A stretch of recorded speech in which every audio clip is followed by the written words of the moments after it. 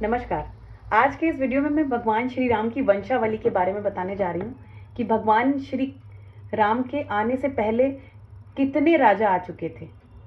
भगवान श्री राम का जन्म होने से पहले कितने राजा उनके वंशावली में आ चुके थे।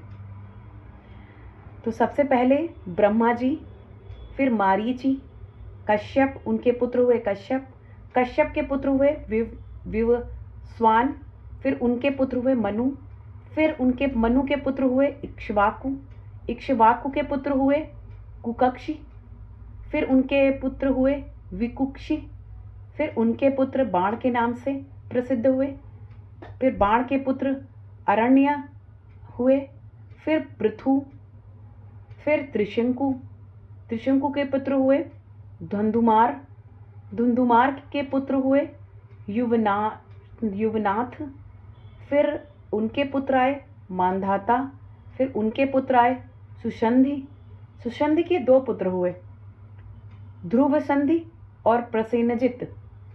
ध्रुव संधि जब राजा बड़े पुत्र थे, राजा बने, तो ध्रुव सिंधि के पुत्र हुए भरत।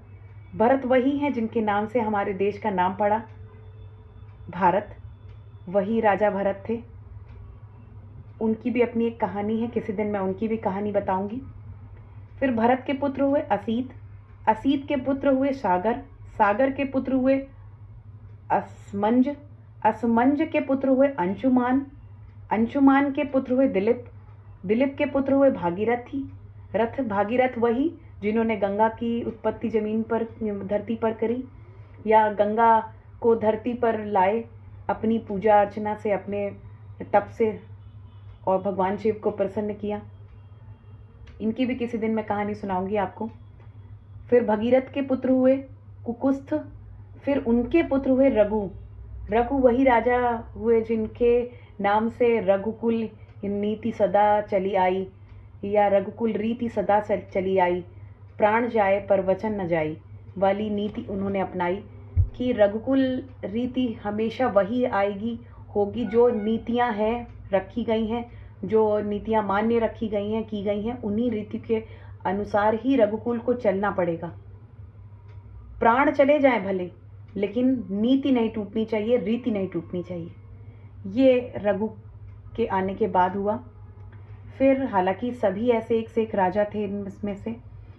फिर उन रघु के पुत्र हुए प्रवृद्ध, फिर प्रवृद्ध के पुत्र हुए शंखण, फिर उनके पुत्र हुए सुदर्शन, फिर उनके पुत्र अग्निवर्ण, फिर उनके पुत्र हुए शीघ्रग, फिर शीघ्रग के पुत्र हुए मरु, मरु के पुत्र हुए प्रशुश्रवक, और उनके पुत्र अम्बिरश, अम्बिरश आए धरती पर। फिर नहुष आए, नहुष के बाद ययाति, ययाति के पुत्र नभाग, और नभाग के पुत्र अज, अज के पुत्र दशरथ, और दशरथ जी के पुत्र, जैसा कि हम सभी जानते हैं, उनके 4 पुत्र हुए।